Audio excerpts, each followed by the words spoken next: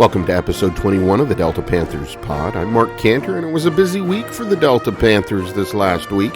Delta Panthers girls and boys basketball hosted Basalt this past Tuesday. Here's what girls head coach Kyle Crowder had to say before the game. Kyle, the girls went into Rifle, did what we expected them to do. Rifle seems to be improved, but our girls took care of business. Although it just seems like there's still some small things they could work on. Yeah, there's always things that we got to get better at. We need to shoot a little higher percentage, but I thought we shared the ball well. I thought we saw the open girl at the right time. I felt like that we were able to execute quite a few different things pretty well. We try to throw a little bit of full court trap in every now and then and switch it up from zone to man. So, we're trying to be a little more versatile in what we do. And every single week we're just getting more reps, and I think that's just going to help us down the line. And those types of games where it's a blowout against Rifle allows you to do that and gives you that opportunity, which is always nice. So you've got Basalt coming up next, and they're kind of in the same boat as Rifle. What do you look for from that game? Yeah, I don't know what to really even expect, if it's going to be a zone man, whatever. But we're just going to go out there and we're just going to try to adapt to the situation and see what we have to do. We're trying to put in a little bit of new stuff. We're trying to execute, hopefully some new things. It's going to look a little bit messy, but, like I said, this is a good opportunity for us to work against these kinds of teams to really rep some of the new stuff we're doing. And, when we get into those situations and we really have to be good at it, hopefully we'll be ready by then.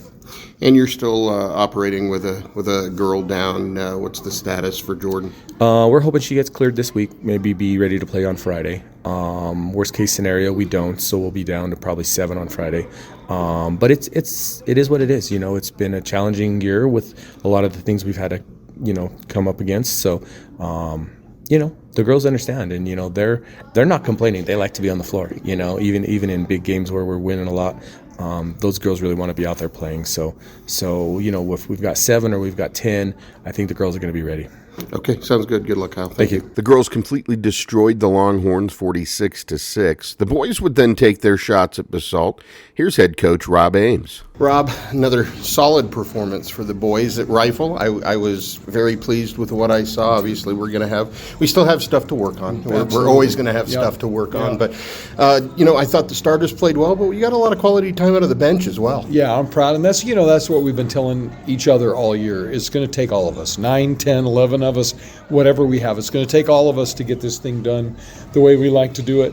And like you said, I'm just proud of all of them. They all contributed. We needed them all. Another tough matchup against Basalt, who's kind of in the same boat we are right now, below 500, and they're battling just like we're battling, and it's probably going to be another tough one for us. It's going to be another good one. Yeah, Basalt's always good. The Schindler kid is great. I've been a fan of him for years. I'm glad he's healthy again. Mm-hmm. I'm sad that he's healthy tonight, but I'm glad that he gets to play again. He's a great kid, and it's a great team. So we're gonna have to play our best to get him. And they always like to come in here and spoil things in our house, and obviously we'll get a chance back, at their house later on, so we could always repay the favor. But it'd be great to start out tonight and for us to get the front end of the 1-1. Yeah, that's the plan. We want to keep this momentum going in the right direction. We can keep improving and keep winning. That's a nice little combo. We can keep improving. That's always the goal. But to keep winning also, that would be a nice night. That's the key, of course. Good luck, Rob. Thank you. Thank you, Mark. The boys didn't fare as well, losing 65-54. JP Gallegos was a machine, though, scoring 27, and Eric Bear posted a double-double, scoring 13 and grabbing 12 boards. On Friday, both squads traveled to Moffat County to face the Bulldogs, with the added adversity of illness sweeping through both teams. Kyle had to call up 3 girls from JV to play varsity just to have some depth. Kyle, it was kind of a slow start on Tuesday against Basalt. Something we've kind of grown used to, unfortunately, and it almost seemed like the girls were kind of playing down to the competition a little bit. Yeah, I don't know. We felt like we were in a little bit of a hurry on Tuesday. We got to settle in. We got to focus. We'll make more shots when we kind of take that extra half second to really think about where we're trying to put the ball. And, I think the stats can show. We shot a really low percentage, but we were hustling. You know, we had 19 offensive rebounds. I mean, we did a lot of really good things in that first quarter. We just didn't put up the points like we needed to. But, you know, the kids are playing hard, and they're going after loose balls, and they're doing the right things. We just got to find a little way to finish some of those easy shots, and I think it all kind of cleans up. Tonight we've got Moffat County, and they've beaten the teams that they are supposed to beat this year, but the other teams that they could beat, they haven't. They're about 500 and might be calling it a down year, but we're in their gym, and they're usually super competitive against us. Yeah, it's always a hard place to play. We know that coming in. So, you know, we talked about it all week that we got to make sure that we go out there and we execute at a high level. We got to shoot a little higher percentage, and we got to be a little bit better. We're a little slow on rebounds. We're a little slow on boxing out. You know, some defensive rotations. We got to get out to shooters. So, I mean, I think that we have a great opportunity to come in here and win, but we got to be clean. And we just got to make sure that we finish some of the easy stuff that we get early. So something else we've got going on tonight, not incredibly healthy, not necessarily injury-wise, but we have a couple of those, but some sort of virus has swept through the team as well. Yeah, we've got a bunch of kids we left home with fevers tonight, so you know, we're kind of pieced it together. We got 3 kids in varsity jerseys that have never seen a varsity minute, so I mean that filled us out all the way to 10. So we've got enough kids to play this game, and you know, if we get to that point where we have to put them in, I feel like that they're quality kids and they can come in and give us a breather at least. You know, if some of those older kids need a minute or two, but you know, we're going to try to stick with our normal rotation of 7 kids, and you know, if we have to get to that point, we definitely will. But hopefully, these other kids, you know, have enough in them to get through this one tonight and do what we need to do to get the win. How important is it for this team to face a little adversity at this point in the season? I mean, that's been our whole year. I mean, like, we come out and we play poorly. We have teams that shoot well. We have teams that have, you know, really high-quality players. So, I mean, it's been a different challenge every night. So, you know, not to expect anything different. You know, we got to come out here and we know this team's going to play proud, and they like to be at home, and they do some good things here. So we're going to have to play our game, you know. But if we do that, I mean, I don't think that they can keep up as long as we do our job.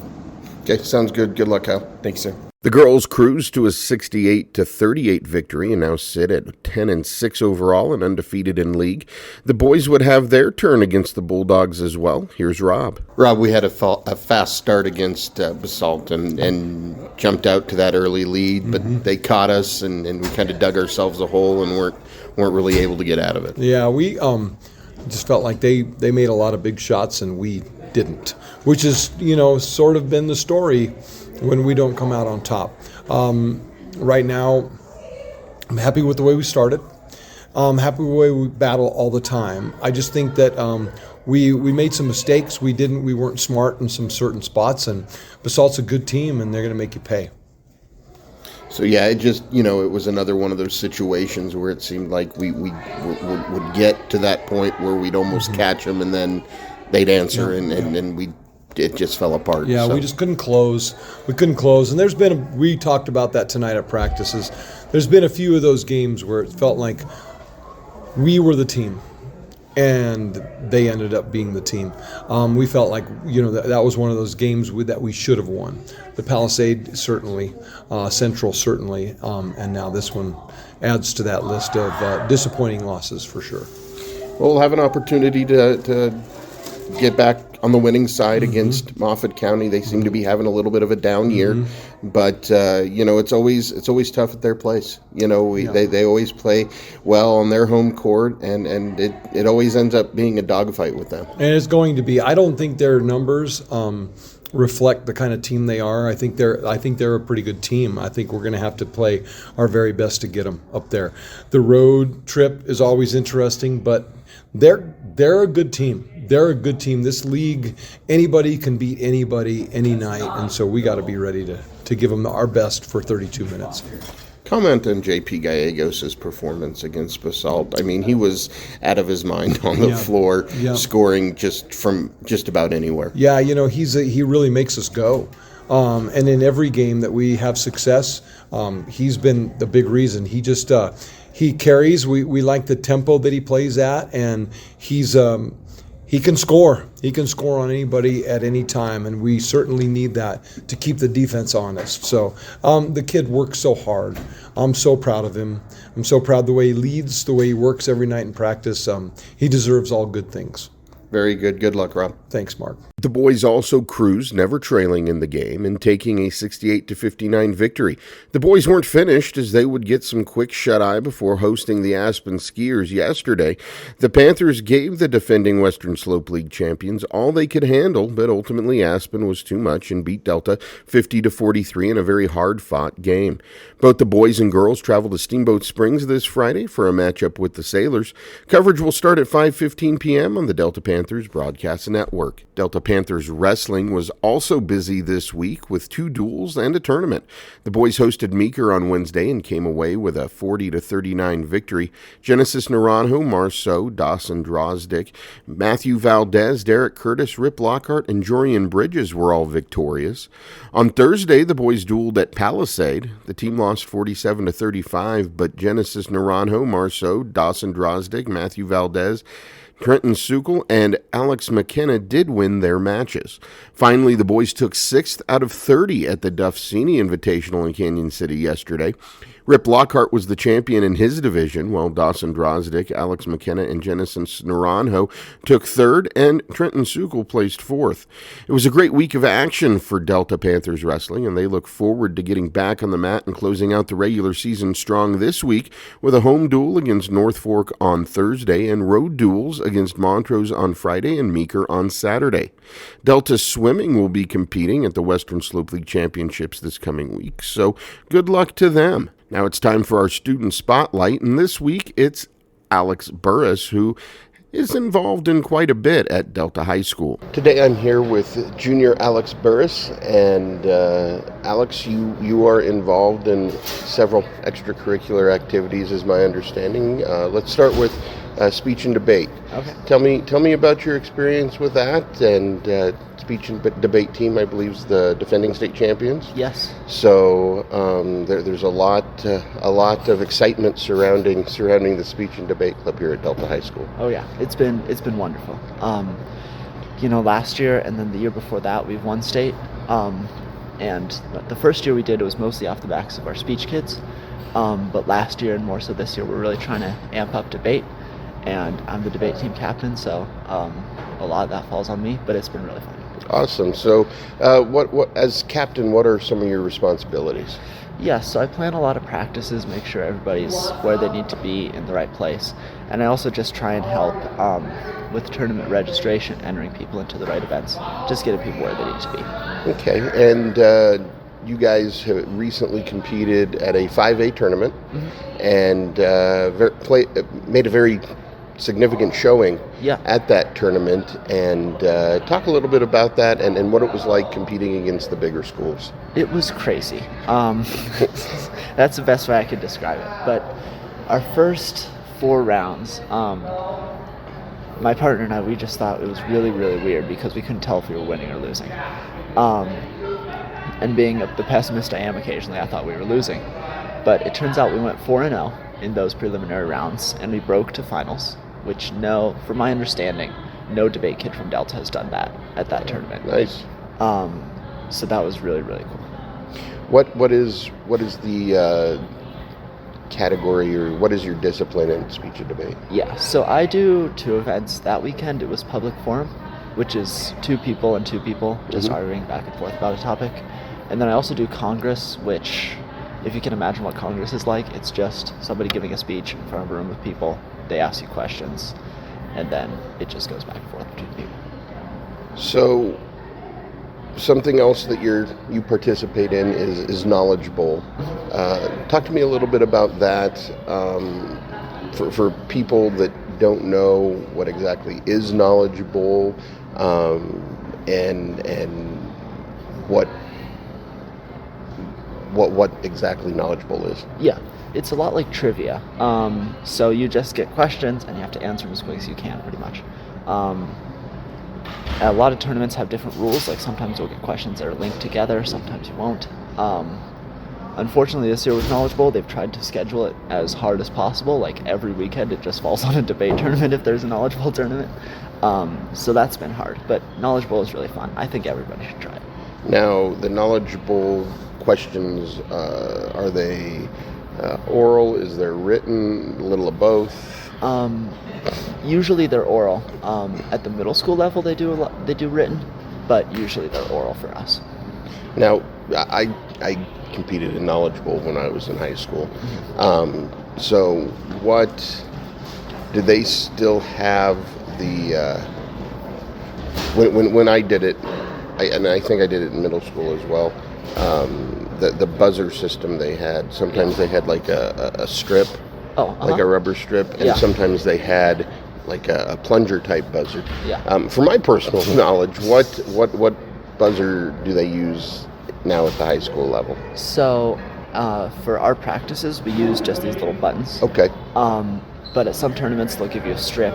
Some tournaments, they'll give you like an actual buzzer. It just depends. So, okay. Oh, cool. So, but at practices, you use like a Jeopardy type buzzer is what you're saying. Yeah. Okay. So, how many of the Knowledge Bowl meets have you been able to compete in this year?